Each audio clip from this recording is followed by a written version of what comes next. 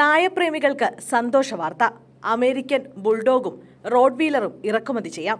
American bulldog, റോഡ്വീലർ തുടങ്ങി 23 നായകളുടെ ഇറക്കുമതിയും വിൽപ്പനയും നിരോധിച്ച് കേന്ദ്ര സർക്കാർ പുറത്തിറക്കിയ ഉത്തരവ് ദില്ലി ഹൈക്കോടതി റദ്ദാക്കി. വിശദമായ കൂടിയാലോചനകൾ നടത്താതെയാണ് കേന്ദ്രം നിരോധന ഉത്തരവ് പുറപ്പെടുവിച്ചതെന്ന് ചൂണ്ടിക്കാട്ടിയാണ് ഹൈക്കോടതി ഇടപെടൽ.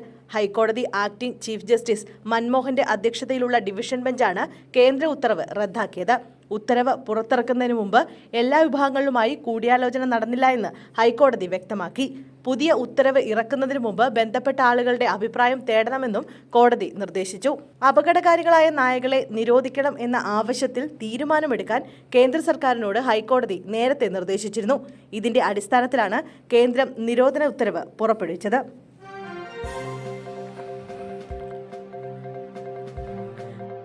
മാസപ്പടി കേസ്. ശശിധരൻ കർത്തയെ വീട്ടിലെത്തി ചോദ്യം ചെയ്ത് ഇഡി. മാസപ്പടി കേസിൽ CMRL MD ശശിധരൻ കർത്തയെ എൻഫോഴ്സ്മെന്റ് ഡയറക്ടറേറ്റ് ചോദ്യം ചെയ്യുന്നു.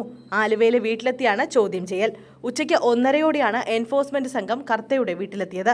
ചോദ്യം ചെയ്യലിന് ഹാജരാകാൻ ആവശ്യപ്പെട്ട് ഇഡി നേരത്തെ ശശിധരൻ കർത്തയ്ക്ക് നോട്ടീസ് നൽകിയിരുന്നു. ചൊവ്വാഴ്ച ഹാജരാകണമെന്ന് ആവശ്യപ്പെട്ടായിരുന്നു നോട്ടീസ്. എന്നാൽ ആരോഗ്യ പ്രശ്നങ്ങളടക്കം ചൂണ്ടിക്കാണിച്ചാണ് ശശിധരൻ കർത്ത ഹാജരാകാതിരുന്നത്.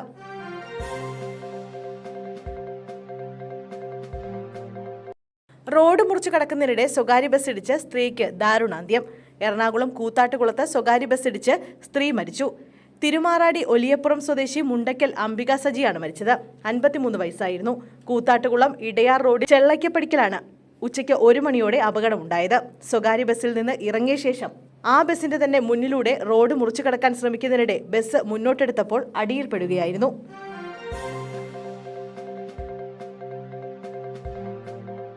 ക്യൂവിൽ നിൽക്കെ മോൺസൺ മാവുങ്കലിന്റെ ഭാര്യ കുഴഞ്ഞു വീണ് മരിച്ചു. പുരാവസ്തു തട്ടിപ്പ് കേസിൽ അറസ്റ്റിലായി ജയിലിൽ കഴിയുന്ന മോൺസൺ മാവുങ്കലിന്റെ ഭാര്യ ത്രേസ്യാമ്മ കുഴഞ്ഞു വീണ് മരിച്ചു. 68 വയസ്സായിരുന്നു. ചേർത്തല ട്രഷറിയിൽ പെൻഷൻ വാങ്ങാനെത്തി ക്യൂ നിൽക്കുമ്പോഴാണ് കുഴഞ്ഞു വീണത്. ട്രഷറി ജീവനക്കാർ ചേർത്തല താലൂക്ക് ആശുപത്രിയിൽ എത്തിച്ചെങ്കിലും രക്ഷിക്കാനായില്ല. അധ്യാപികയായി വിരമിച്ചയാളാണ് ത്രേസ്യാമ്മ. മക്കൾ മാനസ്, മിമിഷ.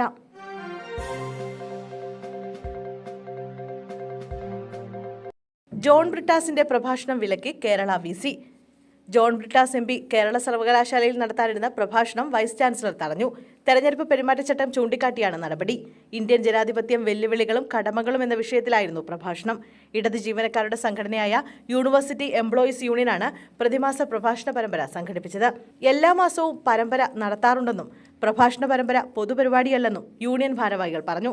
പരിപാടി നടത്തരുതെന്ന് തെരഞ്ഞെടുപ്പ് കമ്മീഷനോ യൂണിവേഴ്സിറ്റി രജിസ്ട്രാറോ നിർദ്ദേശം നൽകിയിട്ടില്ലെന്നും ഭാരവാഹികൾ പറഞ്ഞു.